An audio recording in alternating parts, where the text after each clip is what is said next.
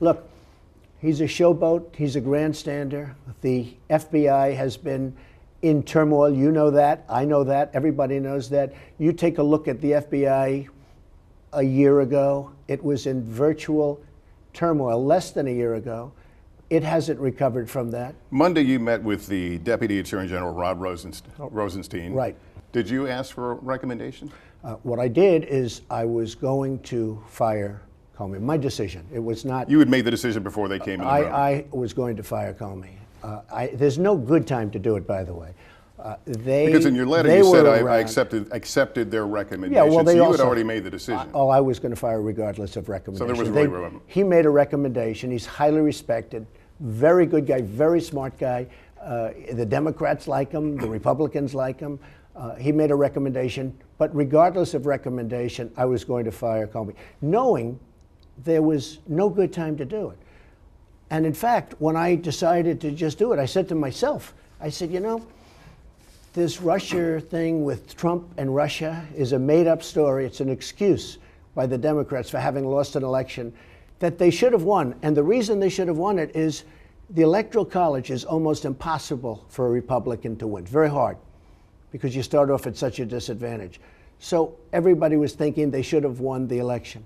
This was an excuse for having lost an election. But are you angry with Mr. Comey because of his Russia investigation? I just want somebody that's competent. I am a big fan of the FBI. I love the FBI. But were you a fan of him taking up that investigation? I think that about the Hillary Clinton investigation? No, about the Russia investigation and possible links between... Look, let me tell you. As far as I'm concerned, I want that thing to be absolutely done properly. When I did this now, I said, I probably, maybe will confuse people. Maybe I'll expand that, I'll lengthen the time because it should be over with. It should, in my opinion, should have been over with a long time ago because all it is an excuse. But I said to myself, I might even lengthen out the investigation, but I have to do the right thing for the American people. He's the wrong man for that position. Let me ask you about your termination letter to Mr. Comey. You write, I greatly appreciate you informing me on 3 separate occasions that I am not under investigation. Why did you put that in there? Because he told me that. I mean, he told me that. He told you weren't under investigation with regard to the Russia investigation? I've heard that from others. I think. Was it in a phone call? Did you meet face to face? I had a dinner with him. He wanted to have dinner because he wanted to stay on. We had a very nice dinner at the White House very early on. A dinner was arranged. I think he asked for the dinner. And he wanted to stay on as the FBI head. And I said, I'll consider, we'll see what happens. But we had a very nice dinner. And at that time, he told me, you are not under investigation, which I knew anyway. That was one meeting? What was the First of all, when you're under investigation, you're giving all sorts of documents and everything. I knew I wasn't under. And I heard it was stated at the committee, at some committee level, that I wasn't.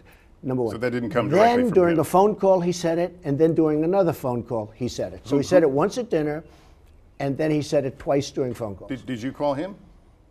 In one case, I called him. In one case, he called me. And did you ask, am I under investigation? I actually asked him, yes. I said, if it's possible, would you let me know, am I under investigation? He said, you are not under investigation.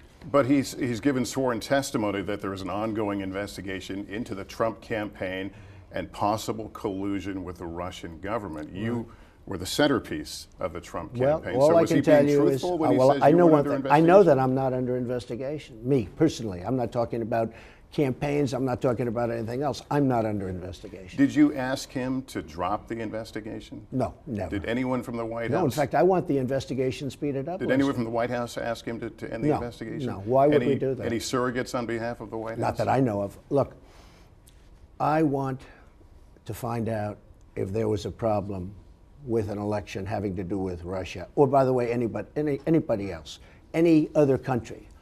And I want that to be so strong and so good, and I want it to happen.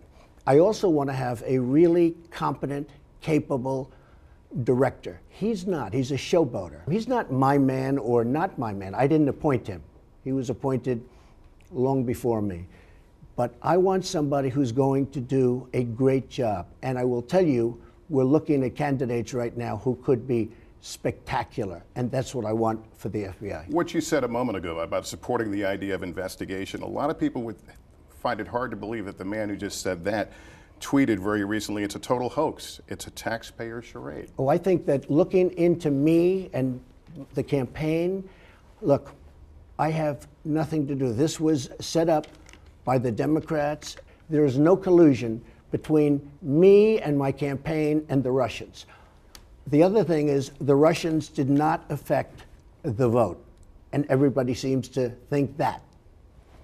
There is an investigation underway, though, an FBI investigation. Is that a charade? Well, I don't know if it's an FBI or if it's, there's so many investigations. I don't know if it's an FBI investigation or if it's Congress, if it's the Senate. Well, James Comey testified there was an FBI investigation. Yeah, but I think they're also helping the House and the Senate. So you probably have FBI, but you have House, you have Senate. They have other investigations. But when you put out tweets, it's a total hoax, it's a taxpayer charade, and you're looking for a new FBI director, are you not sending that person a message to lay off? No, I'm not doing that. I think that we have to get back to work, but I want to find out, I want to get to the bottom. If Russia hacked, if Russia did anything having to do with our election, I want to know about it. Well, there's already intelligence from virtually every intelligence agency that, yes, that happened. I'll tell you this. If Russia or anybody else is trying to interfere with our elections, I think it's a horrible thing, and I want to get to the bottom of it, and I want to make sure it will never, ever happen. Were you angry with James Comey when he went public and said he can't support your unsubstantiated charges of wiretapping, that your predecessor wiretapped you? I was surprised he said it, but I wasn't angry. There's a big thing going on right now, which is spying, and you can call it anything you want. The unmasking and the spying. And to me, that's the big story right now. That's a very, very big story. You didn't take that as a sign of disloyalty that he came out and No, contradicted you? I don't think of it as loyalty. I mean, I want whoever the director is, I want him to do the right thing. And what about when he went public and said that there was in fact an FBI investigation looking at your campaign and Russia? Did that anger you? I asked that because there's a sense that there was a building anger here. No. I know every once in a while you'll see that in the newspaper. Anger, somebody will report, or they'll have false sources that maybe don't exist because of the media, the way the media is. No, I will tell you, I think that I want, very simply, a great FBI director. And will you expect that they would continue on with this investigation? Oh yeah, sure, I expect that.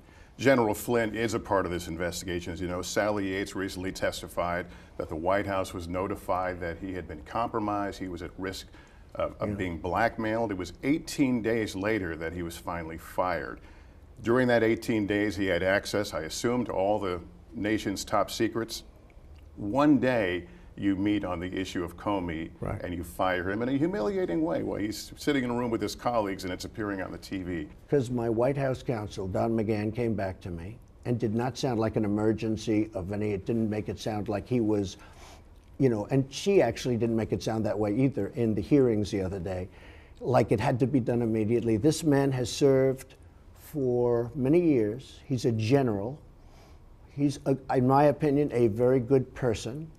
I believe that it would be very unfair to hear from somebody who we don't even know and immediately run out and fire a general. She was the acting attorney general at the time. My White House counsel came to me. They had, I believe, 2 meetings, and we ultimately fired, but we fired for a different reason. You're talking about General Flynn? General Flynn, yes. Because of lying to the vice president. Yeah, but everything plays in. Everything plays into it. But we fired him because he said something to the vice president that was not so. Did you know that he had received payments from the Russian government, that he had received payments from the Turkish government? No, but Obama perhaps knew because he had clearance from the Obama administration, and his and this is something they never want to report. He had clearance from the Obama administration, the highest clearance you can have. And I think it's a very unfair thing that the media doesn't talk about that. You're talking about 2015. I don't know that I knew him in 2015. The Senate Intelligence Committee wants information from the Treasury Department's Financial Crimes Unit about your finances, your business's finance. Can you tell us whether you, your family, your businesses, your surrogates have accepted any investments, any loans from Russian individuals? Yeah, in fact, I just sent a or letter institutions? to Lindsey Graham from one of the most prestigious law firms in the country, a tremendous, highly rated law firm, that I have nothing to do with Russia. I have no investments in Russia, none whatsoever. I don't have property in Russia. A lot of people thought I owned office buildings in Moscow. I don't have property in Russia. And I am I'm in total compliance in every way. Now, I have to tell you, I file documents, hundreds of pages worth of documents with the Federal Elections Bureau. Everybody's seen them. I built a great company, but I'm not involved with Russia. I have had dealings over the years where I sold a house to a very wealthy Russian many years ago. I had the Miss Universe pageant, which I owned for quite a while. I had it in Moscow a long time ago. But other than that, I have nothing to do with Russia. And one last question on this matter. Did you ever... And I have a certified letter, just so you understand. I'm not just saying that. I've given the letter. I've given the letter to Senator Lindsey Graham. He has the letter, and I think, frankly, I assume he's going to give the letter out, but it says, I am not involved in Russia. No loans, no nothing. Did you worry at all when you made the decision to fire Comey, when you did, the day before Lavrov was here in the White House and the Russian ambassador? Did you think through the optics of the way this would look? I never thought about it. It was set up a while ago, and frankly, I could have waited, but what difference does it make? I'm not looking for cosmetics. I'm looking to do a great job for the country. I'm looking to create jobs. I'm looking to create strength and security. I'm looking to have strong borders. I'm looking for things like that. I think it's really a good thing that I meet with people. Now, this is a public meeting because, you know, when you cover this, the people watching may say, oh, he met with Lavrov. Well, this was announced that I'm meeting with Lavrov. Just like a number of days ago, I had a very good conversation, very public in the sense that everybody knew this was taking place. I talk all the time. Just spoke with the new head of South Korea, who just got elected. I speak with the head of India. I speak with the head of China. I have to speak with Putin also. It's called Russia. But when I spoke with Putin, he asked me whether or not I would see Lavrov. Now, should I say, no, I'm not going to see him? I said, I will see him. During that discussion with Lavrov, I think we had a great discussion having to do with Syria, having to do with the Ukraine, and maybe that discussion will lead to a lot less people getting killed and will lead ultimately to peace.